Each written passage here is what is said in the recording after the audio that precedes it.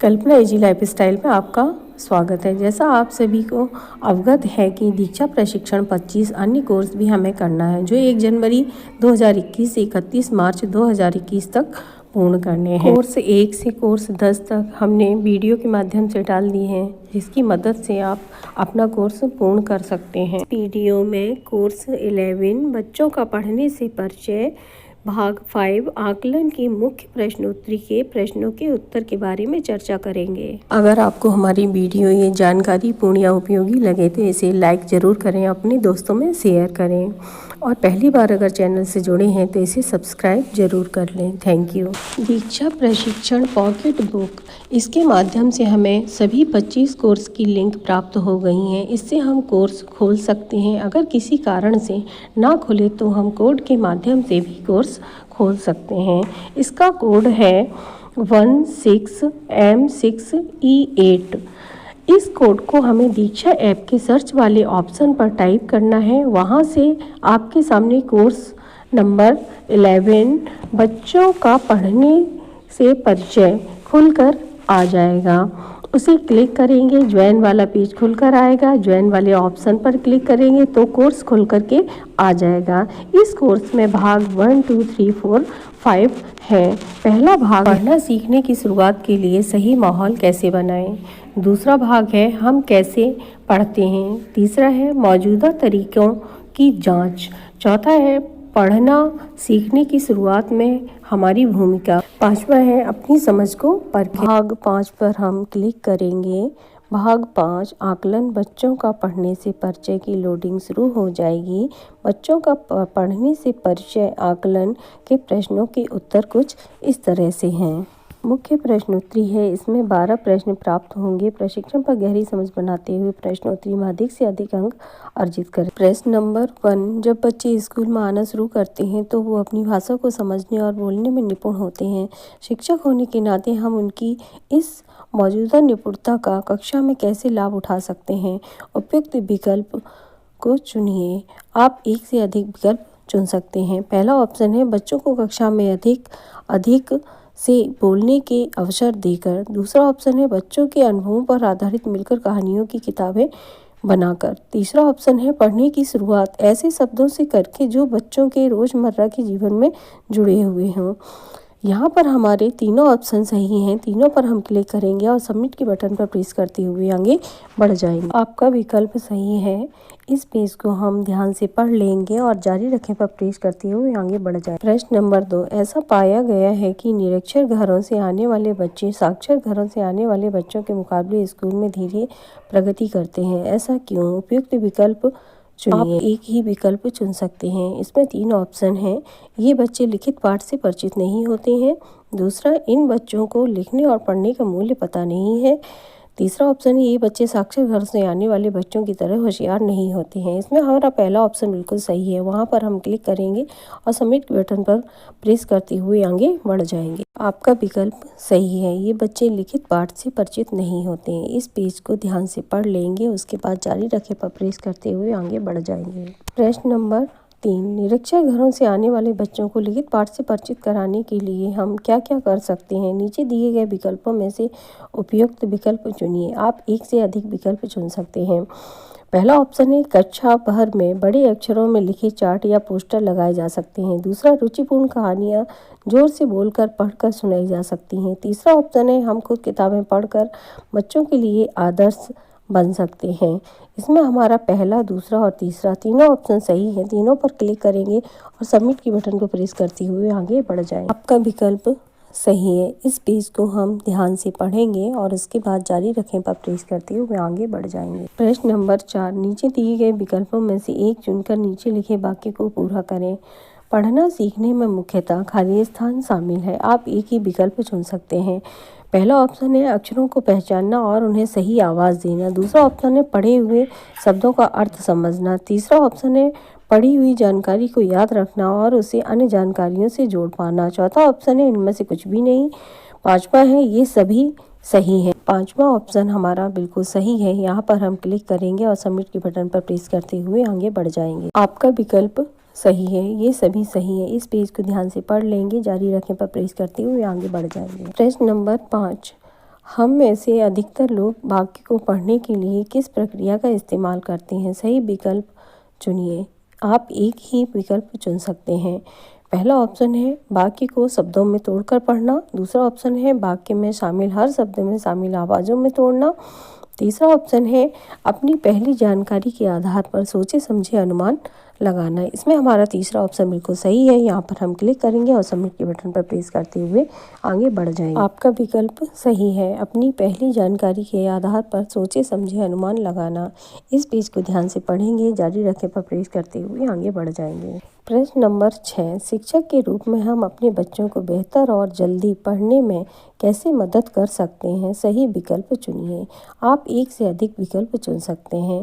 पहला ऑप्शन है उनको जो वो जानते हैं और जो वो पढ़ रहे हैं उसमें जुड़ाव बनाने में मदद करके। दूसरा ऑप्शन है उनको अर्थपूर्ण माहौल में विभिन्न प्रकार की पठन सामग्री देकर। तीसरा ऑप्शन है बच्चों की ज़िंदगी से जुड़े पाठ पढ़ने के लिए देकर। इसमें हमारे तीनों ऑप्शन सही हैं। वहाँ पर हम क्लिक करेंगे और सबमिट के बटन पर प्रेस करते हुए आगे बढ़ जाएंगे। आपका विकल्प सही है। जारी रखें पर प्रेस करें और आगे बढ़ जाएं। नंबर 7, बच्चों को अक्षरों की और उनकी सही आवाज़ पहचानने में मदद करने के लिए क्या गतिविधियाँ की जा सकती हैं? उपयुक्त विकल्प चुनिए। आप एक से अधिक विकल्प चुन सकते हैं। पहला ऑप्शन है एक एक करके अक्षर सिखाएं और हर अक्षर से शुरू होने वाले शब्द बच्चे को बताएं। दूसरा ऑप्शन है बच्चों के जीवन में अधिक इस्तेमाल होने वाले शब्दों को लिखकर ब्लैक बोर्ड और दीवार पर दिखाएं। तीसरा ऑप्शन है कक्षा में किताब दिखाते हुए बोल के पढ़ कर कहानियाँ सुनाना। इसमें हमारे तीनों ऑप्शन सही हैं। तीनों पर क्लिक करेंगे और सबमिट बटन पर प्रेस करते हुए आगे बढ़ जाएंगे। आपका विकल्प सही है। इस पेज को ध्यान से पढ़ लेंगे और इसके बाद जारी रखें पर प्रेस करते हुए आगे बढ़ जाएंगे। प्रश्न नंबर 8, वार्नर की ऑर्गेनिक पढ़ने की पद्धति की सबसे अद्वितीय बात क्या थी? उपयुक्त विकल्प चुनिए। आप एक से अधिक विकल्प चुन सकते हैं। पहला ऑप्शन है वो बच्चों के पढ़ने के लिए कार्ड पर शब्द लिख देती थी। दूसरा ऑप्शन है वो बच्चों को याद करने के लिए रोज एक नया शब्द देती थी। तीसरा ऑप्शन है वो बच्चों को खुद के अनुभवों व भावनाओं से जुड़े शब्दों का इस्तेमाल करने के लिए प्रोत्साहित करती थीं। चौथा ऑप्शन है वो बच्चों को आपस में अपने शब्दों के बारे में एक दूसरे से बातचीत व चर्चा करने के अवसर देती थी। इसमें हमारा तीसरा और चौथा ऑप्शन बिल्कुल सही है। यहाँ पर हम क्लिक करेंगे और सबमिट के बटन पर प्रेस करते हुए आगे बढ़ जाएंगे। आपका विकल्प सही है। इस पेज को ध्यान से पढ़ेंगे और जारी रखें पर प्रेस करते हुए आगे बढ़ जाएंगे।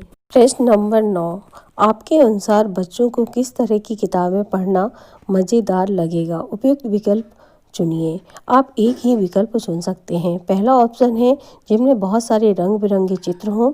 दूसरा जिनमें उनकी खुद की लिखी कहानियाँ हों। तीसरा जिनमें ऐसी कहानियाँ हों जिनसे वो जुड़ाव महसूस कर पाएँ। चौथा ऑप्शन है जिनमें दूर देश के राजा और रानी वाली कहानियाँ हों। पांचवा ऑप्शन ऐसी किताबें जो ऊपर दी गई सब बातों का मिश्रण हो। इसमें हमारा पांचवा ऑप्शन बिल्कुल सही है। वहां पर हम क्लिक करेंगे और सबमिट के बटन पर प्रेस करते हुए आगे बढ़ जाए। आपका विकल्प सही है। ऐसी किताबें जो ऊपर दी गई सब बातों का मिश्रण हो।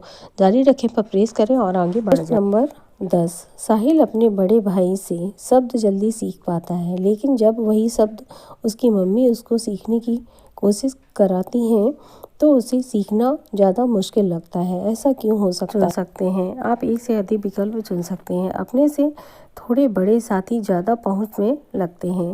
दूसरा ऑप्शन है अपने से थोड़े से बड़े साथी जब गलतियों को ठीक करते हैं तो कम बुरा लगता है।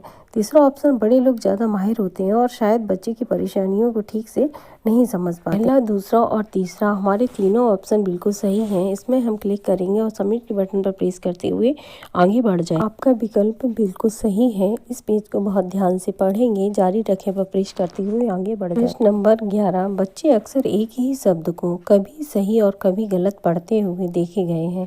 ऐसा क्यों होता हो? आप एक से अधिक विकल्प चुन सकते हैं। पहला ऑप्शन है वो ध्यान से नहीं पढ़ते। दूसरा ऑप्शन है शायद उन्हें पाठ मज़ेदार नहीं लग रहा होगा। आपका तीसरा ऑप्शन है वो अनुमान लगाकर और अभ्यास करके धीरे धीरे पढ़ना सीख रहे हैं। इसमें हमारा दूसरा और तीसरा ऑप्शन बिल्कुल सही है। वहाँ पर हम क्लिक करेंगे और सबमिट के बटन पर प्रेस करते हुए आगे बढ़ जाए। विकल्प सही है। शायद उन्हें पाठ मज़ेदार नहीं लग रहा होगा।